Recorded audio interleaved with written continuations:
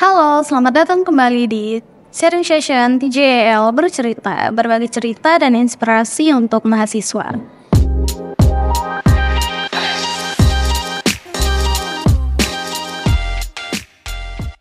Pada kesempatan kali ini, saya ingin berbagi cerita menarik tentang kehidupan malam di batas negara.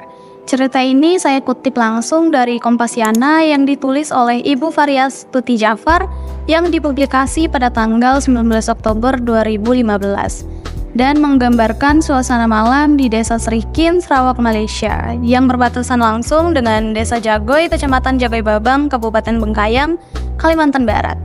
Cerita ini dimulai pada Jumat sore di Desa Serikin, Sarawak, Malaysia. Desa kecil yang terkenal dengan pasar tradisionalnya ini mulai tampak lebih tenang. Pajak motor yang membawa pedagang Indonesia dan barang dagangannya masuk ke Serikin sudah semakin berkurang. Dan beberapa pengunjung dari Kuching sengaja datang untuk sekedar makan bakso. Jumat malam di Serikin menyajikan suasana yang tenang dan santai. Setelah hari yang panjang, pedagang-pedagang yang telah datang sejak pagi mulai beristirahat di kamar sewa mereka masing-masing, mengembalikan tenaga setelah aktivitas yang padat. Beberapa pedagang laki-laki memilih untuk duduk di warung yang masih buka, berbincang dengan akrab sambil menikmati segelas kopi dan makanan. Kebanyakan pedagang tidur di kamar sewa setelah makan malam dengan bekal yang mereka bawa dari Indonesia. Mereka perlu cukup istirahat setelah perjalanan yang cukup jauh, paling jauh sekitar 120 km dari kota Pontianak, dengan mengendarai motor sendiri atau naik kendaraan umum disambung dengan ojek motor. Dan oleh karena itu, para pedagang membutuhkan istirahat yang cukup karena besok pagi mereka harus kembali beristirahat dan melayani pengunjung pasar Serikin. Gelap begitulah suasana pasar Serikin pada malam hari, karena penerangan hanya bersumber dari warung makan yang sudah buka, yang masih buka, dan rumah penduduk. Jalan raya menuju Serikin dari wilayah Malaysia juga cukup gelap, karena lampu jalan hanya tersedia untuk jarak yang cukup jauh, mungkin karena jumlah penduduknya yang sedikit dan agak jauh dari kota. Bagi pengunjung dadakan yang ingin bermalam di Serikin, bersiaplah untuk tidak mendapatkan kamar sewa, kecuali untuk tidur di mobil, lapak, atau halaman terbuka.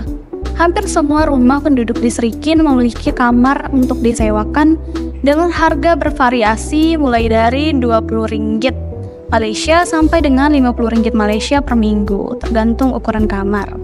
Walau pedagang hanya datang pada setiap hari Jumat dan pulang Minggu siang, mereka tetap perlu menyewakan kamar secara mingguan yang terus diperpanjang karena kamar juga berfungsi sebagai tempat menyimpan barang dagangannya. Barang dagangan akan dikeluarkan dari kamar dan ditata di lapak pada Jumat malam atau Sabtu subuh sebelum pengunjung datang sekitar pukul 7 pagi. Selain itu, ada juga penjual sayur enceran yang kebanyakan adalah perempuan. Mereka datang mulai dari Kamis sampai Minggu siang dan malam karena lapak berdagang sayur terletak di depan pondok kecil berukuran 1,5 kali 1,5 meter tempat mereka beristirahat, yang disewa sekitar Rp70 Malaysia per minggu. Pelanggan ibu-ibu enceran sayur adalah penduduk sekitar Serikin atau paling jauh dari Kuching yang sekitar 8 km dari Serikin. Mereka perlu datang ke Serikin lebih awal karena perlu membeli sayur dari pedagang sayur yang juga datang dari Indonesia pada hari Jumat. Ibu-ibu ini terpaksa sering menumpang mandi ke warga sekitar yang telah kenal dekat, karena persediaan air di toilet umum tidak selalu cukup. Selain itu, sekali-kali terutama menjelang hari raya, banyak pedagang Indonesia yang pergi ke Kota Bau untuk berbelanja, baik Jumat ataupun Sabtu malam.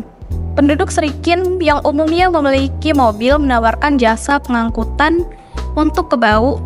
Walau bukan kota besar, Bau ini memiliki fasilitas cukup lengkap, termasuk food court yang diantaranya mempekerjakan orang Indonesia. Pedagang Indonesia umumnya membeli gula, minyak goreng, soft drink, Milo, dan berbagai biskuit buatan Malaysia dalam jumlah yang cukup banyak untuk keperluan hari raya. Pada hari-hari biasa, pedagang cukup membeli produk di toko-toko warga Malaysia di Srikin. Pengunjung, waduh, tinggal satu paragraf.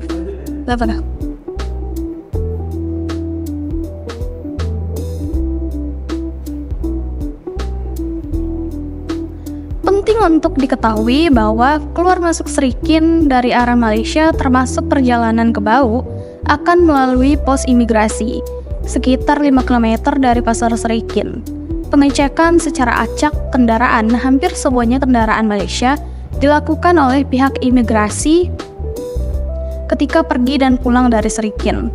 Pulang dari Srikin akan diacak terutama adalah apakah ada barang terlarang dalam mobil seperti rokok, telur penyu, dan batik sarung cap ayu dan doa ibu yang katanya adalah batik mutu tinggi. Menurut peraturan, barang yang masuk melalui pos lintas batas atau PLB Srikin adalah tidak resmi dan hanya boleh diperdagangkan oleh penduduk yang tinggal di kecamatan perbatasan. Larutnya malam membuat para pedagang terbuai di dalam alam mimpi. Tubuh mereka yang lelah setelah menempuh perjalanan yang panjang mulai mengumpulkan energi sedikit demi sedikit demi menyongsong harapan di esok hari. Doa yang mereka lantunkan bermaksud agar industri pariwisata Malaysia terus maju dan jalan rezeki mereka tidak terputus. Perlu diingat mereka hanyalah korban ketidakmerataan pembangunan di negeri ini. Sekian cerita ini, sampai jumpa di cerita-cerita menarik lainnya.